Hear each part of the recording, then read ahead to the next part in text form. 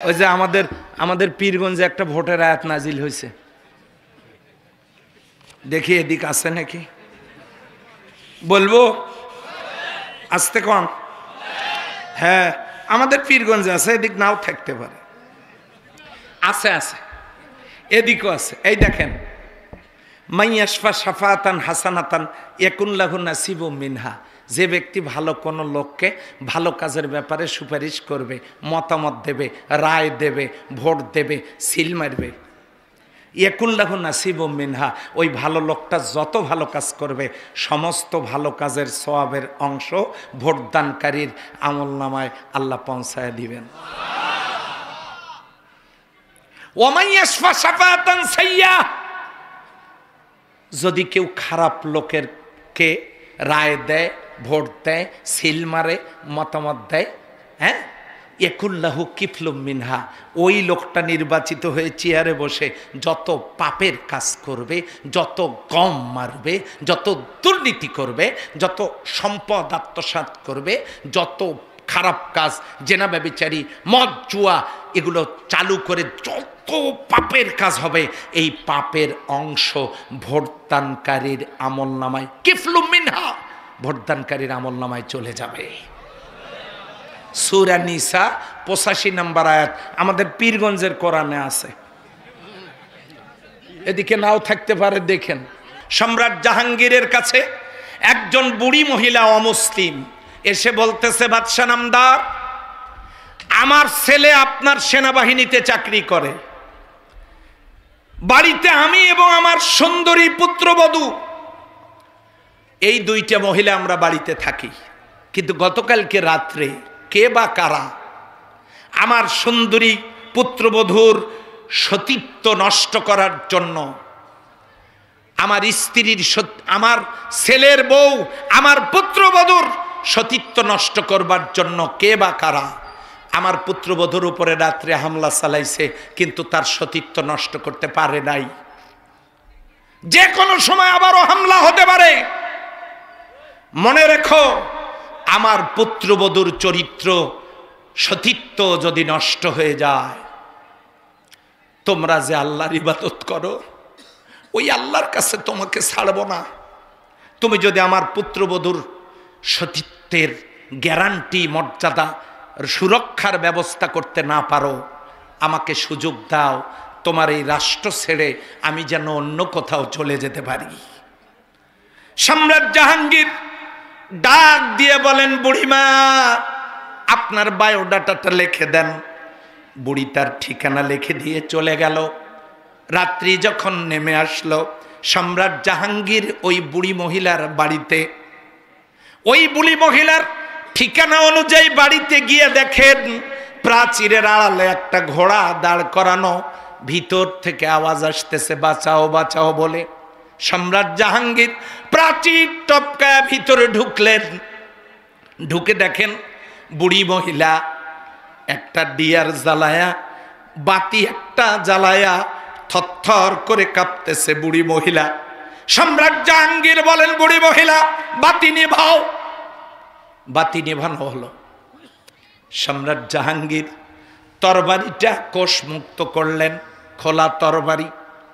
এবারে রুমের মধ্যে ঢুকেছেন, ওই অমুসলিম পুত্রবধূর রুমের ভিতরে ঢুকে দেখেন একজন যুবক ওই সুন্দরী তন্নি যুবতীর সতীত্ব নষ্ট করার জন্য চেষ্টা করছে। এবারে সম্রাট জাহাঙ্গীর পিছন দিক থেকে মাথার চুলগুলো টেনে ধরে এমন জোরে গর্দানের উপরে কোপ মেরেছে, বডি থেকে যুবকের কল্লা আলাদা। কাটা কল্লাটা নিয়ে ঘরের বাইরে এসে বুড়ি মহিলাকে বলতেছেন, বুড়িমা, বাতি জ্বালাও। আবারও বাতি জ্বালানো হলো। সম্রাট জাহাঙ্গীর ভালো করে পরীক্ষা করে দেখলেন এই খণ্ডিত মস্তকটা কার, বডি থেকে বিচ্ছিন্ন মাথাটা কার। ভালো করে পরীক্ষা করে দেখার পর বললেন, আলহামদুলিল্লাহ। এরপর বললেন, বুড়িমা, আমাকে এক গ্লাস পানি দাও। তিনি পানি পান করে যাওয়ার সময় পরিচয় দিয়ে বললেন, আমি সম্রাট জাহাঙ্গীর, কালকে সকালবেলা তোমার পুত্রবধূকে নিয়ে তুমি আমার প্রাসাদে এসো। বুড়ি মহিলা যখন সম্রাট জাহাঙ্গীরের প্রাসাদে গেলেন পুত্রবধূকে সাথে নিয়ে, এবারে সম্রাট জাহাঙ্গীর বললেন, বুড়িমা গতকালকে তোমাকে বাতি নিভাতে বলেছিলাম, কেন জানো? না তা তো জানি না। বাতি নিভাতে বলেছিলাম এই জন্য, আমার বাড়ির এত নিকটে তোমার পুত্রবধূর সতীত্ব নষ্ট করার কামটা আমার ছেলে ছাড়া অন্য কেউ করতে পারে না আমি মনে করেছিলাম।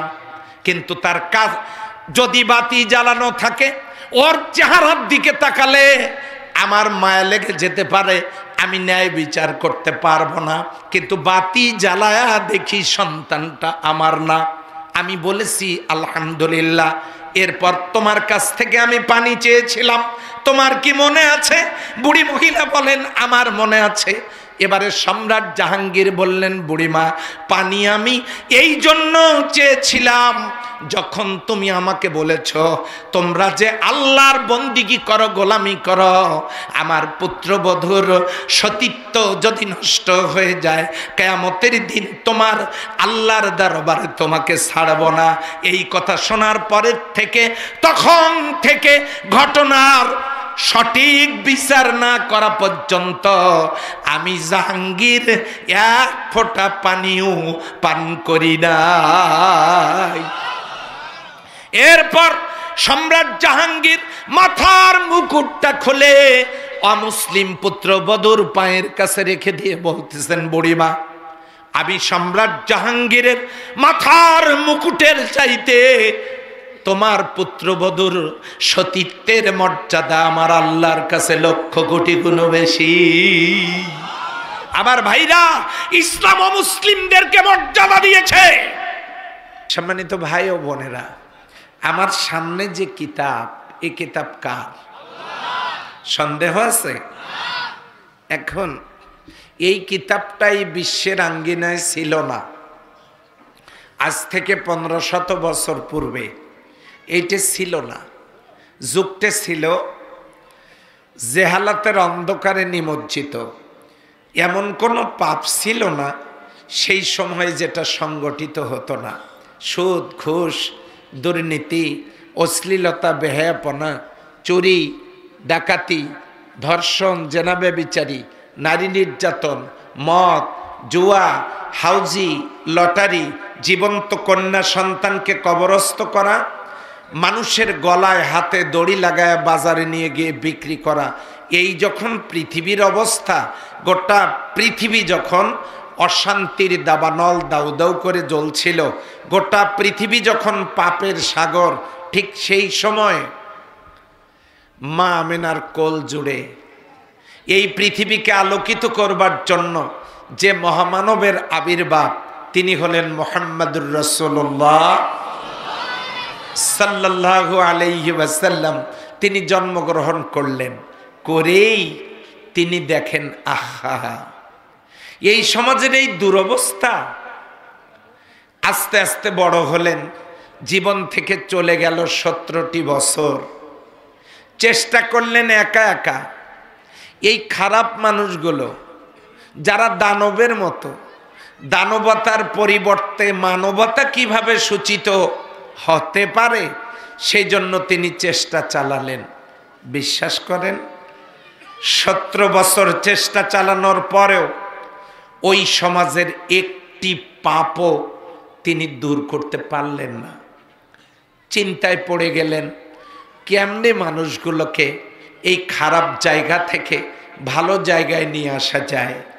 এজন্য তিনি একটা সংগঠন তৈরি করলেন। কি নাম যেন? আপনারা জানেন, আমি শুধু মনে করিয়ে দিচ্ছি। হিলফুল ফুজুল নামক একটা সংগঠন তিনি 17 বছরে বয়সে গঠন করলেন মক্কার যুবকদেরকে নিয়ে। 17 থেকে শুরু করে 40 বছর পর্যন্ত টানা 23 বছর তিনি চেষ্টা করলেন সমাজ ভালো করবার জন্য। আশ্চর্য ব্যাপার, সমাজের একটি পাপের দরজাও বন্ধ হলো না। জীবন থেকে চলে গেল 40টি বছর। মক্কার মানুষেরা তাকে আলামিন বলতেন, আলামিন বলতো আর সাদিক বলতো। মোহাম্মদ আমিনকে সবাই সম্মান দিত, কিন্তু তার কথা কেউ শুনতো না। তিনি মনের কষ্ট নিয়ে জাবালে নূর, গারে হেরা, সেই গুহার ভিতরে 2004 সালে আমি যখন সৌদি আরবে, তখন আমি ওই গুহায় মাটি থেকে প্রায় 1.5 কিলোমিটার উপরে, এই সমতল ভূমি থেকে প্রায় 1.5 কিলোমিটার উপরে এই জাবালে নূরের গুহার ভিতরে 2004-এ যখন আমি সৌদিতে, তখন ওই গুহার ভিতরে আমি ঢুকলাম। ঢুকে দেখি তিনটা পাথরের মোহনা, ওখানে একটা ছিদ্র পথ, ওই গুহার ভিতরে বসে কাবা শরীফ দেখা যায়। না সুবহানাল্লাহ, কালকে বললেও চলবে, আজকেই সব বলা লাগবে ব্যাপারটা এমনটা জরুরি না। কালকে সকালে ভাত খেয়ে খুব আরামে বসে সুবহানাল্লাহ বলবেন, আজকে থাক। ওখানে কাবা দেখা যায়। গুহার ভিতরে বসে তিনি গবেষণা করতে থাকলেন, কেমনে কিভাবে এ সমাজ ভালো করা যায়। গভীর রাত, নীরব, নিথর, নিস্তব্ধ রজনী, চারিদিক থেকে ঝিঝি পোকার ডাক ছাড়া অন্য কোনো শব্দ কানে আসছে না। লাইলাতুল কদরের রাত, মাসটা ছিল রমজান মাস। আল্লাহ সুবহানাহু ওয়া তাআলা জিবরিল আমিনকে পাঠায় দিয়ে বললেন, তুমি যাও, তুমি যাও আব্দুল্লাহর পুত্র মোহাম্মদ আমিনকে, তাকে গিয়ে সুসংবাদ দাও। সমাজ পরিবর্তনের নিখুঁত পরিকল্পনাটা আল্লাহ কবুল করে আপনাকে এই সমাজের জন্য, বিশ্ব মানবতার জন্য নবী এবং রাসূল হিসেবে আল্লাহ তাআলা মনোনীত করে আমার মাধ্যমে আপনাকে ওহী করেছেন। আওয়াজ দিয়ে বলেন সুবহানাল্লাহ। তার উপরে ওহী আসলো, তিনি নবী হলেন এই কোরআন দিয়া। মাত্র 23 বছর এই সমাজ পরিবর্তনের কাজ তিনি করলেন। বিশ্বাস করেন, এই সমাজের সকল পাপের দরজা বন্ধ হয়ে গেল। মানুষে মানুষে ভ্রাতৃত্ববোধ জন্ম নিল। হানাহানি, কাটাকাটি, হত্যা, সন্ত্রাস, গুম বন্ধ হলো। নারী নির্যাতন বন্ধ হলো। খুন খারাপি বন্ধ হলো। মানুষ ক্রয় বিক্রয় বন্ধ হলো। জীবন্ত কন্যা সন্তানকে কবরস্থ করা বন্ধ হলো। গোটা পৃথিবীটা একটি বসবাস উপযোগী পৃথিবীতে পরিণত হলো। জমিনটা আল্লাহর জান্নাতের টুকরায় পরিণত হলো। আল্লাহর নবী বললেন, খায়রুল কুরুনি কারনি, সর্বশ্রেষ্ঠ যুগ হলো আমার যুগ। কোরআন এলো। এই কোরআন আমাদের সকলের বাড়িতে আছে না নাই? মসজিদে আছে না নাই? মাদ্রাসায় আছে না নাই? হাফেজদের সিনার ভিতরে আছে না নাই? এই কোরআন বাড়িতে, মসজিদে, মাদ্রাসায় হাফেজদের সিনা।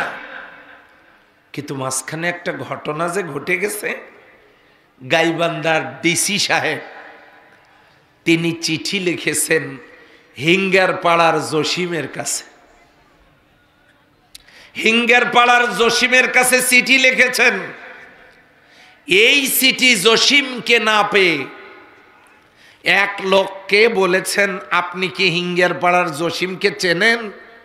উনি বলেছেন চিনি। পিয়ন তাকে চিঠিটা দিয়ে বলেছে, চিঠিটা নিয়ে যান, এটা ডিসি সাহেবের চিঠি, জসিমকে দিবেন। লোকটা নিয়ে গিয়ে চিঠিটা দিয়েছে অনেক রাতে, তখন প্রায় রাত 11টা।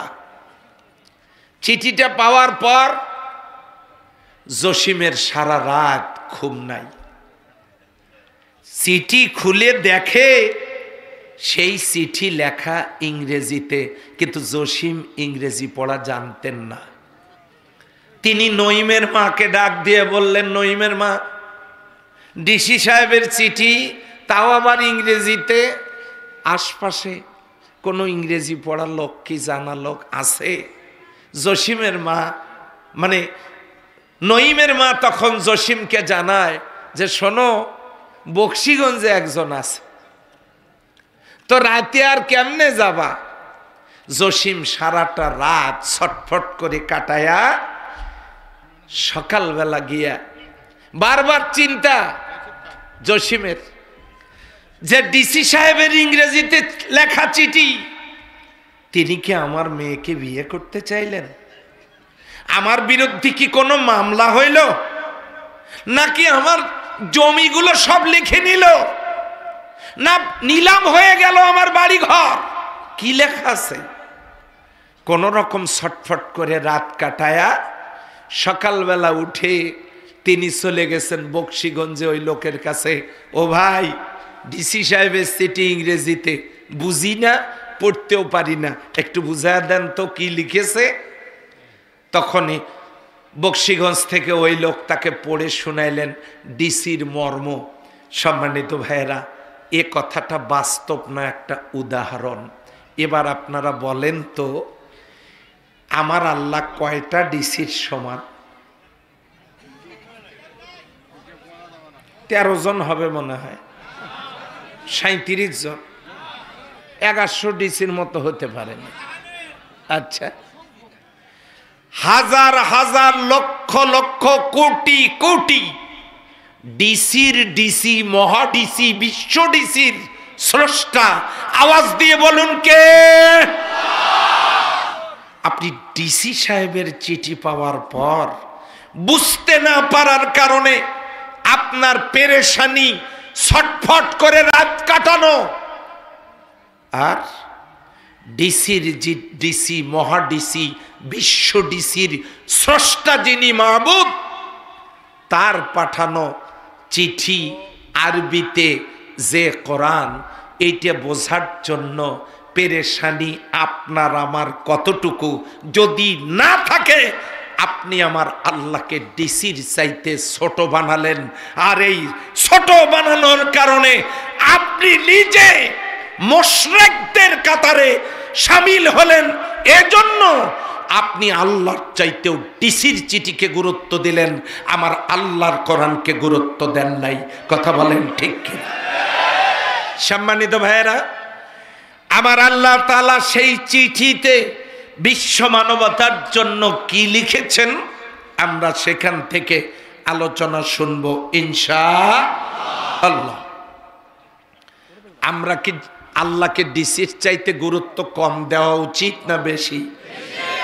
তাহলে এই বেশি গুরুত্ব দিতে গেলে আমাদের জন্য কি কথা আল্লাহর পক্ষ থেকে লক্ষ্য করুন।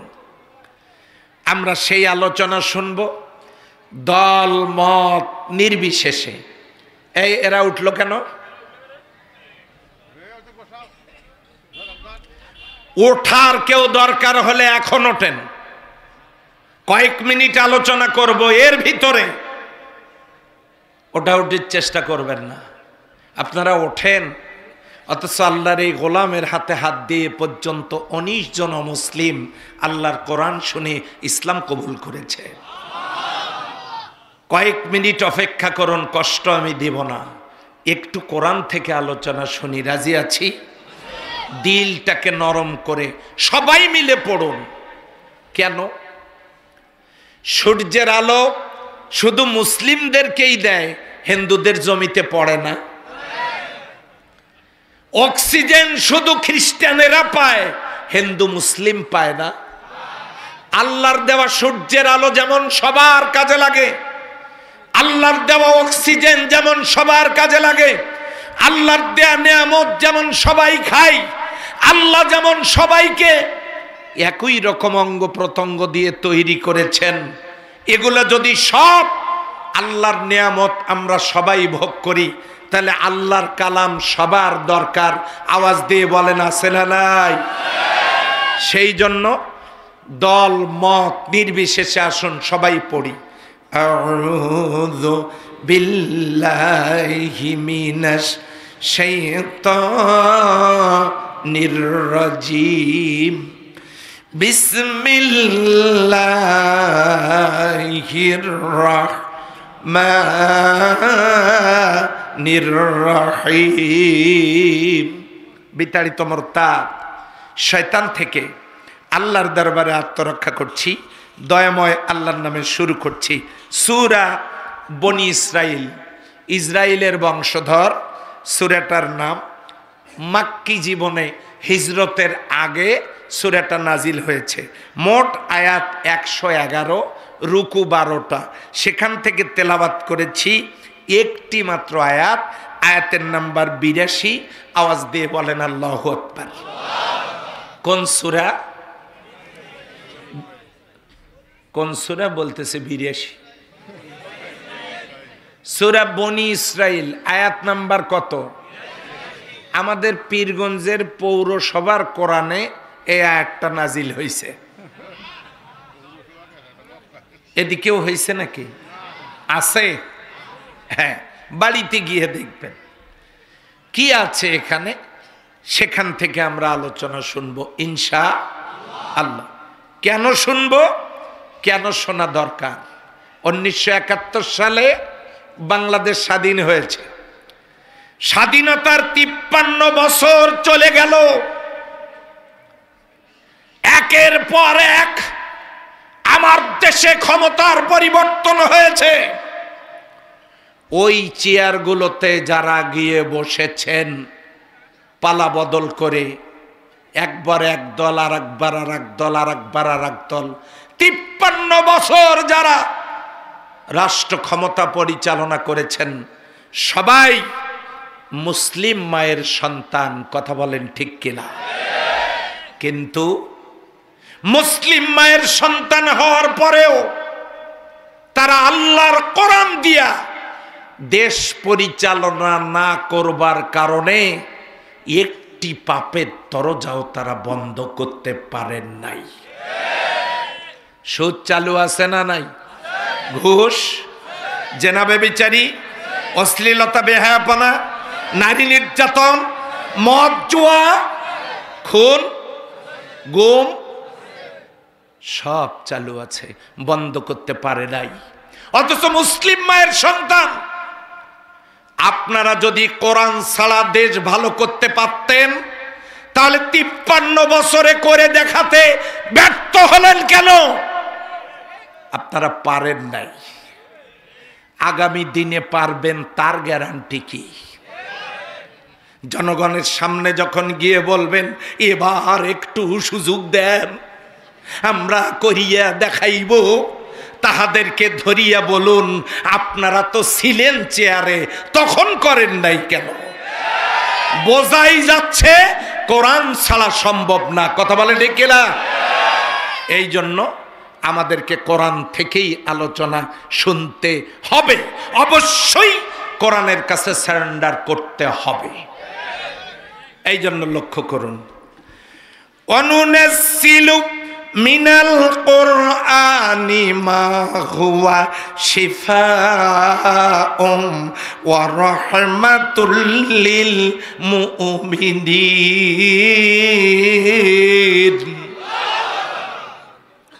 অনুনাজ্জিলু মিনাল কুরআন, আর আমার পক্ষ থেকে নাজিলকৃত এই কোরআন মা হুয়া শিফা, সব রোগের মহা ঔষধ, সব সমস্যার সমাধান। চিল্লায় বলেন সুবহানাল্লাহ। ওয়া রাহমাতুল লিল মুমিনিন, মুমিনদের জন্য এইটা হলো রহমত। ওয়ালা ইয়াসিদুজ জালিমিনা ইল্লা খাসারা, জালিম ব্যতীত, ওয়ালা ইয়াসিদুজ জালিমিনা ইল্লা খাসারা, জালিম ব্যতীত এর দ্বারা অন্য কেউ ক্ষতিগ্রস্ত হয় না। এই কোরআন সকলের জন্য, মুমিনদের জন্য রহমত। এই কোরআন মা হুয়া শেফা, সব রোগের মহা ঔষধ। চিৎকার দিয়ে বলেন সুবহানাল্লাহ। কি মহা ঔষধ? রাতের আধারে ছোট্ট বাচ্চা বিছানায় কাঁদতেছে, কথা বলতে পারে না। দুধের বাচ্চা দুধ পান করে, কথা বলতে পারে না, বুঝাতেও পারে না কোনো কিছু, কান্না ছাড়া কোনো আওয়াজ নাই। এই বাচ্চা কাঁদতেছে, কেমনে বুঝবেন তার অসুখ? থামাবেন কেমনে? গভীর রাতে কেমনে বুঝবেন? বিসমিল্লাহ সহ সূরা ফাতিহা 3 বার পাঠ করে পানিতে ফু দেন, পরিষ্কার আঙ্গুলটা পানিতে চুবান, ওর ঠোঁটে দেন, খেয়ে নিক, কান্না থেমে যাবে। যদি না থামে এবারে 5টা আঙ্গুল চুবাবেন, তুলে বাচ্চার মুখের উপরে 3 বার আলতো করে ছিটা দিবেন, বাচ্চার কান্না থেমে যাবে। শুধু একটা বললাম, মুখের মধ্যে বরুণ মেস্তার দাগ, কসমেটিক্সের দোকানে না ঘুরে অজু করবার পর অজুর পানিগুলো না মুছে রেখে দেন, অথবা অজুর পানির শেষ অংশ 3 বার মুখের মধ্যে ছিটা দেন, আস্তে করে টিস্যু দিয়ে মুছে ফেলুন, চেহারার সৌন্দর্য বৃদ্ধি পাবে। আশা করা যায় বরুণ মেস্তার দাগও দূর হয়ে যাবে। সম্মানিত ভাইরা, এমনি করে যদি কোরআন দিয়ে ট্রিটমেন্ট করি, মা হুয়া শেফা, সব রোগের মহা ঔষধ। আমি ওই ঔষধের কথা বলবো না। সমাজে দুর্নীতির অসুখ আছে না নাই? তারপরে জেনার অসুখ আছে না নাই? নারী নির্যাতনের অসুখ আছে না নাই? সমস্ত অসুখের ট্রিটমেন্ট আছে কোরআনে। আওয়াজ দিয়ে বলেন সুবহানাল্লাহ। প্রশ্ন আসতে পারে, কৃষকরা জমিনে কাজ করে, এই অসুখটার কিভাবে সমাধান হবে? কৃষকের ব্যাপারে কোরআনে কোনো কথা আছে কিনা? আল্লাহ তাআলা জানায় দিলেন, ওয়া আনসালা মিনাস সামাই মাআন ফাআখরাজা বিহি মিনাস সামারাতি রিজকাল লাকুম ফালা তাজআলু লিল্লাহি আনদাদাও ওয়া আনতুম তা'লামুন। তিনি সেই আল্লাহ যিনি আসমান থেকে বৃষ্টি বর্ষণ করেন, ওই বৃষ্টি দিয়ে জমিনকে সিক্ত করেন, সেই জমিনে ফল ফলাদি তিনি উৎকিরণ করেন, উৎপাদন করেন, আর তা দিয়েই সেই আল্লাহ তোমাদের রিজিকের ব্যবস্থা করেন। চিল্লায় বলেন সুবহানাল্লাহ। কৃষকদের কথা কোরআনে আছে না নাই? কৃষকদের সমস্যার সমাধানের ব্যাপারে আল্লাহ রাব্বুল আলামিন সূরা আরাফের ৯৬ নম্বর আয়াতে জানায় দিলেন, ওয়ালাউ আন্না আহলাল কুরা আমানু ওয়াত্তাকাউ লাফাতাহনা আলাইহিম বারাকাতিম মিনাস সামাই ওয়াল আরদ। জাতির লোকেরা ঈমান আনার পর তারা যদি আল্লাহকে ভয় করে, তার মানে আল্লাহর বিধানগুলো যদি তারা মেনে নেয়, আমি আল্লাহ তাদের জন্য আকাশ আর জমিনের বরকতের সবগুলো দরজা খুলে দেব, সব দরজা খুলে দেব। ওয়াদা কার? ওয়াদাল্লাহু হাক্কান, আল্লাহর ওয়াদা সত্য এবং সঠিক। তায়েফে গিয়েছিলাম, তায়েফে যাওয়ার পর তায়েফের জমিতে পানি সেচ দেয়া লাগে না, তায়েফের জমিতে কীটনাশক ঔষধ ব্যবহার করা লাগে না। তায়েফের জমিতে বৃষ্টির দরকার, এক টুকরো মেঘ উড়ে আসে, ওই জমিনের উপরে পরিমাণ মতো বৃষ্টি দিয়ে চলে যায়। সুবহানাল্লাহ। থাক, ওই বৃষ্টির ভিতরে মেডিসিন, ঔষধ, কীটনাশক সব থাকে। কীটনাশক ঔষধ তায়েফের ময়দানে জমিতে কীটনাশকের ব্যবহার আবাদ সুবাদে করা হয় না। জোরে বলেন সুবহানাল্লাহ।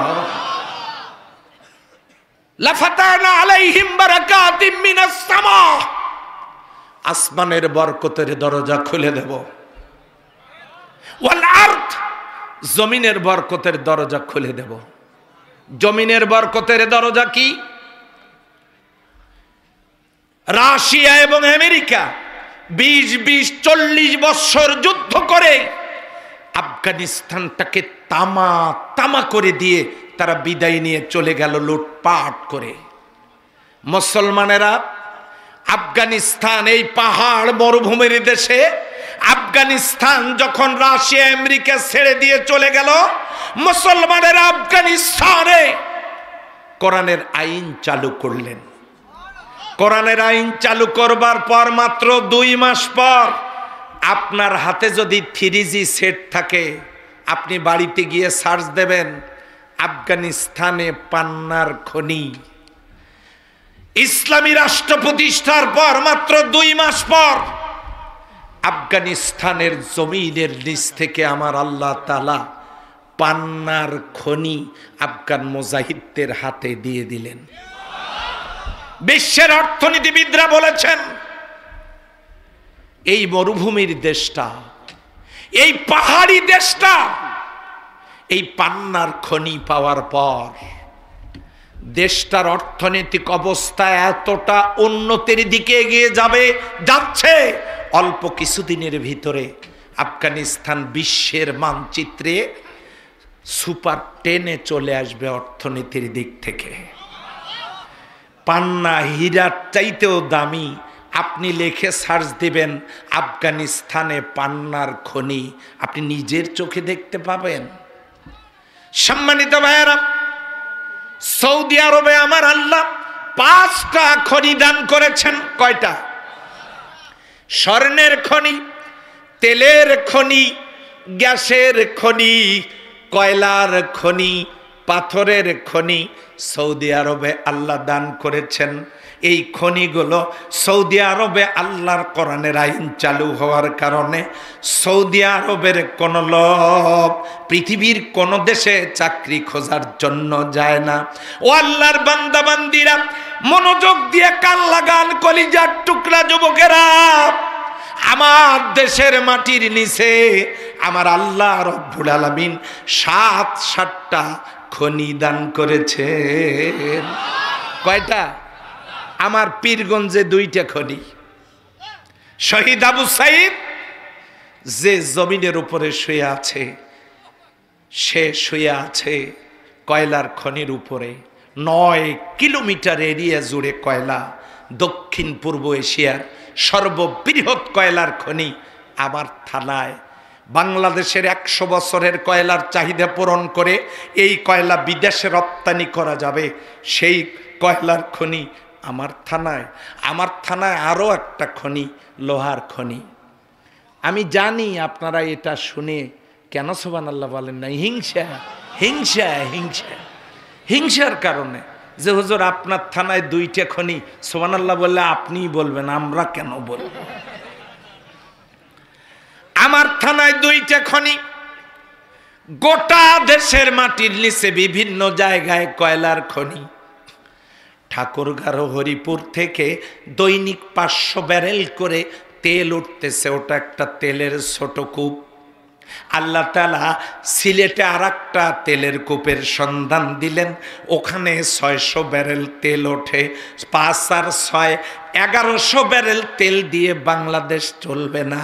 এই কারণে অন্যতম বৃহৎ একটা তেলের কূপের সন্ধান আমার আল্লাহ তাআলা দিয়েছেন বাংলাদেশের সীমানায় সেন্ট মার্টিন দ্বীপের নিচে। আওয়াজ দিয়ে বলেন আল্লাহু আকবার। কয়লার খনি পাইলাম, লোহার খনি পাইলাম, গ্যাসের খনি পাইলাম, তেলের খনি পাইলাম, পার্বত্য চট্টগ্রামের পাহাড়ের নিচে স্বর্ণের খনি। এই কারণে এই ইসকন ধর্মীয় লেবাসে তারা দেশের মধ্যে ধর্মীয় সাম্প্রদায়িক সম্প্রীতি নষ্ট করে এই দেশটাতে তারা গৃহযুদ্ধ ছড়িয়ে দিয়ে ধর্মীয় সাম্প্রদায়িক সম্প্রীতি নষ্ট করে আমার দেশটাতে অশান্তি সৃষ্টি করে আমার দেশের খনিজ সম্পদ সহ চট্টগ্রামের 3টা জেলাকে তারা আলাদা রাষ্ট্র হিসাবে ঘোষণা করবার জন্য পাশের দেশের বন্ধু রাষ্ট্রের ষড়যন্ত্রের কারণে আমার দেশে মানুষ মারার রাজনীতি শুরু করেছে। কথা বলেন ঠিক কিনা? আজকের মাহফিল থেকে বলতে চাই, এই ইসকনের নামে বাংলাদেশে সন্ত্রাস সৃষ্টির অপচেষ্টা যদি করা হয়, এরা 4 দিন আগে চট্টগ্রামের এক আইনজীবীকে জবাই করে হত্যা করেছে, পুলিশের গায়ে অ্যাসিড নিক্ষেপ করেছে, এদের বাড়ি থেকে শত শত কোটি টাকা উদ্ধার হচ্ছে। তার মানে এরা আমাদের এই দেশটাতে সন্ত্রাসের রাজত্ব কায়েম করে ধর্মীয় সাম্প্রদায়িক সম্প্রীতি নষ্ট করতে চায়। আজকে বকশীগঞ্জের মাহফিলের তরুণ যুবকদের কাছে আমি বলতে চাই, প্রয়োজনে জীবন যদি দিতে হয় দিয়ে হলেও আমরা জীবন দিব, রক্ত দেব, বাংলাদেশের স্বাধীন দেশের 1 ইঞ্চি মাটিও বিদেশি শকুনদের হাতে তুলে দেব না। এই প্রত্যয় গ্রহণ করতে তোমরা কারা কারা রাজি আছো? 2 হাত তুলে দেখায়।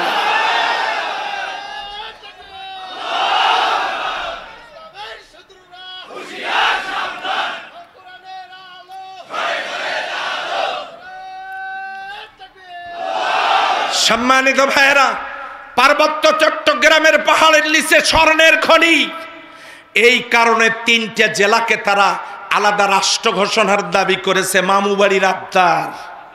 ও যুবকেরা, এটা কি আমরা হতে দিতে পারি? লালমনিরহাটে ইউরেনিয়ামের খনি, এরপরে ঠাকুরগাঁ পঞ্চগড়ে পাথরের খনি। বড় বড় পাথরগুলোকে নিয়ে ট্রাকে তুলে দেওয়া হচ্ছে ব্রিজ কালভার্ট নির্মাণ করার জন্য, আর ছোট ছোট পাথরগুলোকে মাটির নিচে ঢেকে দেওয়া হচ্ছে। 5-7 বছরের মধ্যে ছোট ছোট পাথরগুলো বড় পাথরে পরিণত হচ্ছে। আমার দেশের মাটির নিচে খনি 7টা দেখুন: স্বর্ণ, তেল, গ্যাস, লোহা, কয়লা, পাথর, ইউরেনিয়াম। 7টা খনি আমার দেশের মাটির নিচে। ও যুবকেরা, 53 বছর যারা দেশ চালালো, তারা কেন খনি উত্তোলনের কাজ শুরু করে নাই? তারা কেন আমার দেশের বেকার যুবকদের কর্মসংস্থানের ব্যবস্থা করলো না? করবে কেমনে? যদি করে বেগম পাড়ায় বাণী বানাবে কারা? যদি করে হাজার হাজার কোটি টাকা লোপাট করে বিদেশে পাচার করবে কারা? কিছুই নাই। এক একজনের শত শত কোটি টাকার মালিক হয়ে গেছে। আরে বাপ রে বাপ, যে রাস্তায় পড়ে থাকা বিড়ি তুলে খাইতো সে এখন কোটিপতি। এরকম পাতি ছাতি নেতার জন্ম হয়েছে না হয় নাই? ওই সময়ে এত অহংকার, সেই সময় মশারও অহংকার বেড়ে গেছিল। আমি একদিন দেখি একটা মশা কয়েলের ওপর বসে আছে। আমি চিন্তা করলাম এটা কোন দলের মশা, পাওয়ার কত, বসে আছে কয়েলের উপরে। লক্ষ্য করুন সম্মানিত ভাইয়েরা, আল্লাহ দেখা দিলেন আলেম ওলামাদের উপরে যে নির্যাতন হয়েছে। আমাকে তো এই 15 বছরে 3 বার গ্রেপ্তার করা হয়েছে। সর্বশেষ আবার একটা মামলা দিছে, সে মামলা হলো টেলিভিশন চুরি করা মামলা। আল্লাহকে আমরা বলেছি পদত্যাগ চাই, আল্লাহ বলছেন না, ওই পদত্যাগ দিয়ে কিচ্ছু হবে না, তার চেয়ে বরং আমি দেশ ত্যাগ চাই। আল্লাহ সেটা করছেন না করেন নাই? আমি তাদের বিরুদ্ধে বলবো না, শুধু এতটুকু বলবো, আল্লাহ কোরআনে বলেছেন ওয়ালা তুসাইয়ির খাদ্দাকা লিন্নাস, মানুষের মাঝে বুক টান টান করে হেঁটো না। ওয়ালা তামশি ফিল আরদি মারহা, খবরদার অহংকার করো না, অহংকারের পরিণতি ভালো না। এখন নিজের চোখে দেখেন সব আছে, মুহূর্তের মধ্যে কিচ্ছু নাই। কে করেছেন? সেই আল্লাহ আছে না নাই? আগামী দিনে যারা ক্ষমতায় যাওয়ার স্বপ্ন দেখেন তারা শোনেন, এই দেশের টাকা দুর্নীতি করে হজম করার সুযোগ আর বাংলার মাটিতে হবে না। প্রয়োজনে আমার দেশের ছাত্র যুবকেরা তাদের জিহ্বা টেনে ছেড়ে কুকুরকে খাওয়াবে। অতএব রাজনীতি করে ভাগ্য বদলাবার এই ঘৃণ্য চিন্তা মাথা থেকে মুছে ফেলুন। এই দেশ হবে কোরআনের, এই দেশে আল্লাহর জমিনে আল্লাহর দ্বীন কায়েম হোক। কারা কারা চান দুহাত তুলে দেখায়। আল্লাহ কবুল করুন, সবাই বলেন আমিন। কেন তারা 53 বছরে আমার দেশের 7টা খনি উত্তোলনের কাজ শুরু করে আমার দেশের লক্ষ লক্ষ যুবকদের বেকারত্বের গেলানি মুছতে পারলেন না? কারণ কি? কারণ হলো কোরআনের সমাজ চালু না থাকার কারণে। আল্লাহ এগুলো হাতের নাগালে দেবেন না, আল্লাহর ওয়াদা। আর একটা হলো সৎ এবং যোগ্য নেতার অভাব। কথা বলেন ঠিক? আমার ভাইরা, কৃষকদের কথা কোরআনে আছে, শ্রমিকদের কথা কোরআনে আছে। শ্রমিকদের গায়ের ঘাম শুকানোর আগে তাদের পাওনাটা দিয়ে দাও। রাসূলুল্লাহ সাল্লাল্লাহু আলাইহি ওয়াসাল্লাম নিজে শ্রমিক ছিলেন, তিনি শ্রমিকের দুঃখ সবচাইতে বেশি বুঝতেন।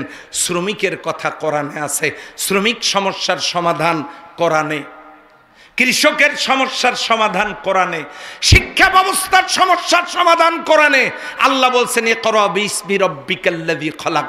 নামাজের ফরজ আগে না, রোজার ফরজ আগে না, হজের ফরজ আগে না, যাকাতের ফরজ আগে না, পোশাকের ফরজ আগে না। প্রথম ফরজে ইকরা, পড়ো পড়ো পড়ো এবং পড়ো। শিক্ষা সমস্যার সমাধান কোরআনে। সুবহানাল্লাহ বলবেন না? এরপরে অমুসলিমদের সমস্যার সমাধান কোরআনে। অমুসলিমরা ইসলামী রাষ্ট্রে ডিম যেমন কুসুম যেমন ডিমের ভিতরে নিরাপদ, কোরআনের সমাজে মুসলিম ইসলামী রাষ্ট্রে অমুসলিমরা তেমনি নিরাপদ। এতদিন পর্যন্ত অমুসলিমদেরকে বোঝানো হয়েছিল টুপিওয়ালারা যদি পাওয়ার পায় তোমাদের এই দেশ ছাড়া করবে, থাকা হবে না। কিন্তু এবারে হিন্দুরা বলেছে অতীতের যে কোনো দিনের চাইতে আমরা অত্যন্ত আনন্দ ঘন মুহূর্তে শারদীয় দুর্গা পূজা উদযাপন করেছি। আর মুসলিমরা আমাদের পূজা মণ্ডপ বাড়ি পাহারা দিয়েছে। সম্মানিত ভাইরা, ইসলাম অমুসলিমদেরকে নিরাপত্তা দিয়েছে, ইসলাম নারীদেরকে নিরাপত্তা দিয়েছে।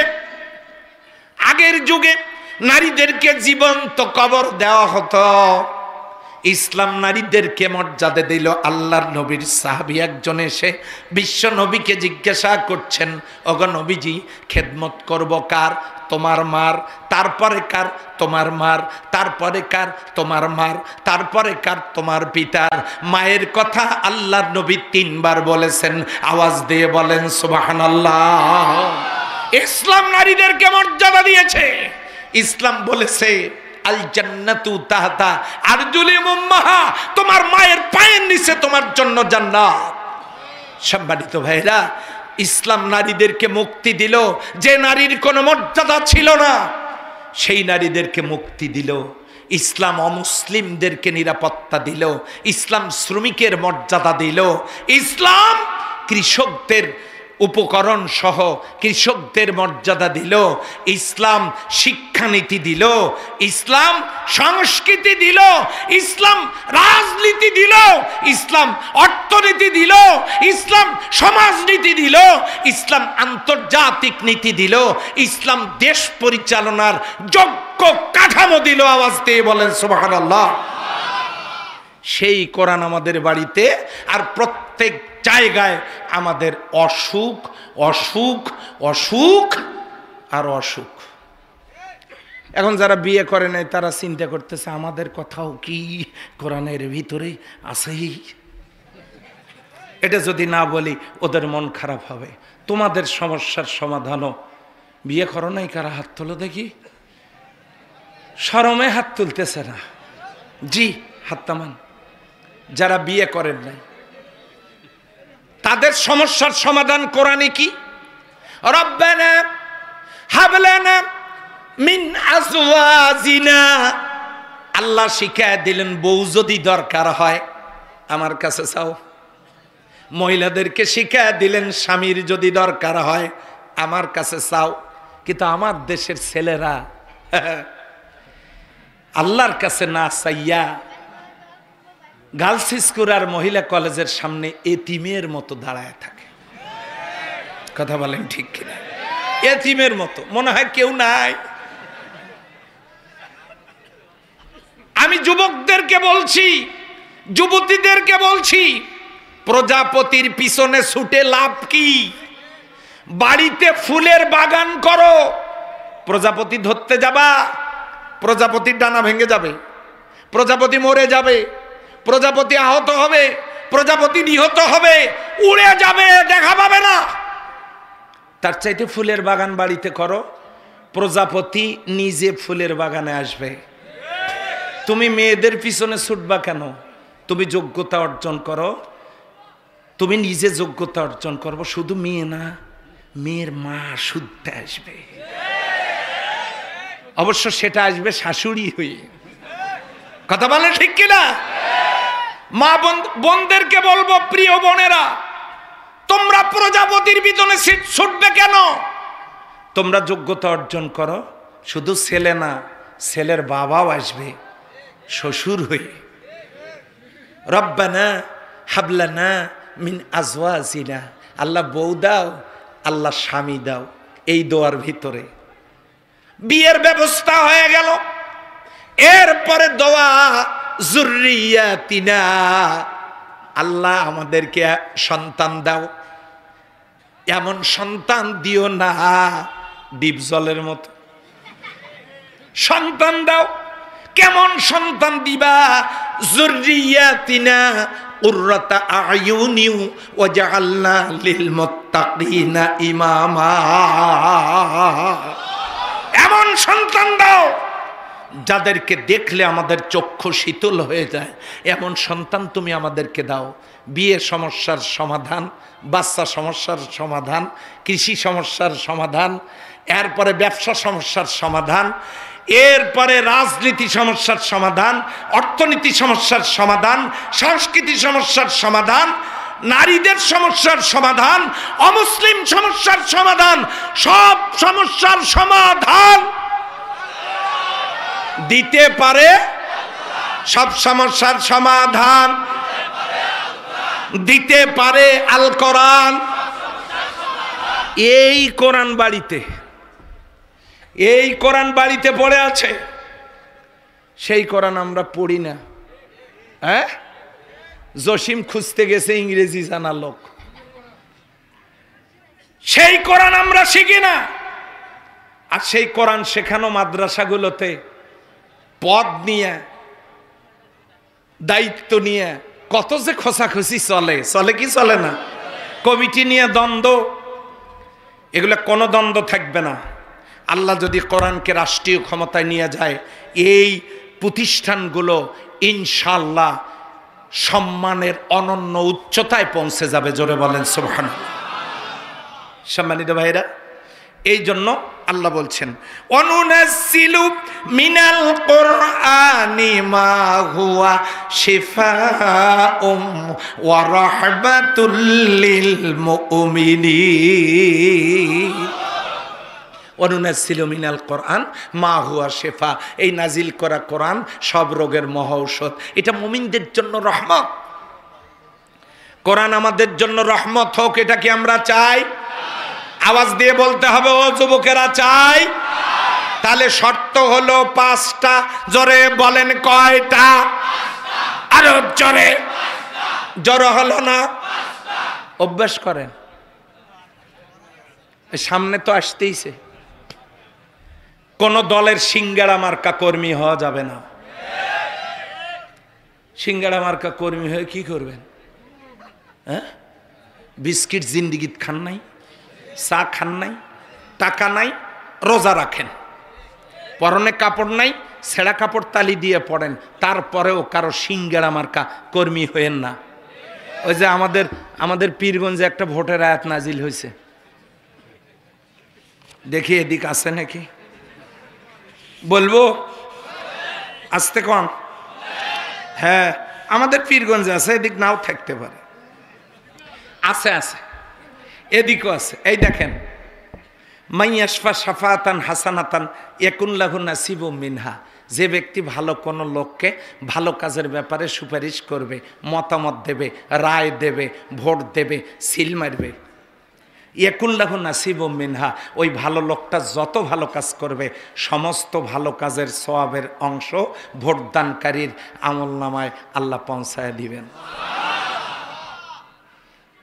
ওয়া মাইয়াশফা শাফাতান সাইয়্যা, যদি কেউ খারাপ লোকের কে রায় দেয়, ভোট দেয়, সিল মারে, মতামত দেয়, হ্যাঁ, ইয়াকুল্লাহু কিফলুম মিনহা, ওই লোকটা নির্বাচিত হয়ে চেয়ারে বসে যত পাপের কাজ করবে, যত গম মারবে, যত দুর্নীতি করবে, যত সম্পদ আত্মসাৎ করবে, যত খারাপ কাজ, জেনা ব্যভিচারী, মদ জুয়া এগুলো চালু করে যত পাপের কাজ হবে, এই পাপের অংশ ভোটদানকারীর আমলনামায় কিফলুম মিনহা, ভোটদানকারীর আমলনামায় চলে যাবে।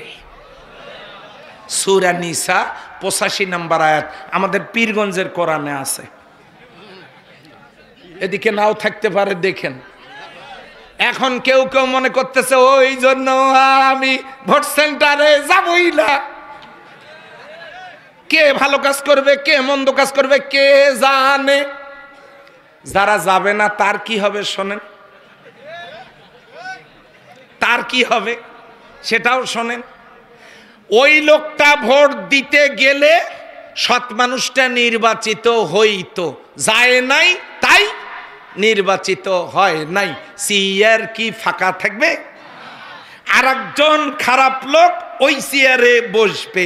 ভালো লোক নির্বাচিত হতে পারল না, যার কারণে চেয়ার ফাঁকা থাকলো না, যার কারণে টোটাল কাজটাতে যত পাপ হবে, সুযোগ আসার পরেও ভোটদান থেকে বিরত ওই লোকটার আমলনামায় সব গুনাহ খুচরা পাইকারি ওই জায়গায় গিয়ে জমা হবে।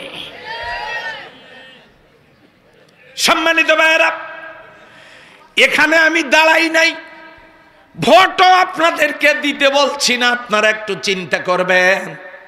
একজন লোক এই এলাকায় ছিল, নাম বলবো না, তিনি তার বক্তব্যে বলতেন সাদুল্লাপুরের লোকজন হলো ছাগল, আমি নিয়ে গিয়ে কাঁঠাল পাতা ধরি আর জন্মের খাওয়া খাই, এই কথা বলতো।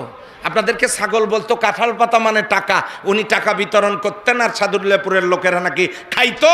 ওখানের উন্নয়নের দরকার নাই, শুধু কাঁঠাল পাতা দিলে হয়। তাহলে আপনি কেন কারো সিঙ্গাড়া মার্কা কর্মী হবেন? কেন আপনি কারো বিস্কিট খাবেন? কেন আপনি চা খাবেন? আপনি কি জীবনে খান নাই? এবার একটা সুযোগ এসেছে, আল্লাহর জমিনে আল্লাহর দ্বীন কোরআনের আইন চালুর একটা সুযোগ এসেছে। এই সুযোগ কাজে লাগায়া বাংলার জমিনে কোরআনের আইন চালু হোক, এটা কারা কারা চান? দুহাত তুলে দেখায়। আলহামদুলিল্লাহ। তামান এবারে লক্ষ্য করুন, আল্লাহর কোরআন আমাদের জন্য শেফা হোক, এটা কি আমরা চাই? উপায় যেন কয়টা? এক নম্বরে কেরাতুল কোরআন, কোরআন সহি শুদ্ধ পড়তে হবে। দুই নম্বরে তেলাওয়াতুল কোরআন, বুঝে শুনে পড়তে হবে। তিন নম্বরে ফাহমুল কোরআন, কোরআন নিয়ে গবেষণা করতে হবে, ভাবতে হবে। চার নম্বরে আমালুল কোরআন, কোরআনের আমল করতে হবে। পাঁচ নাম্বার, এটা থাক আগামী বছর বলবো, তাহলে মুখস্থ করেন। এক নাম্বার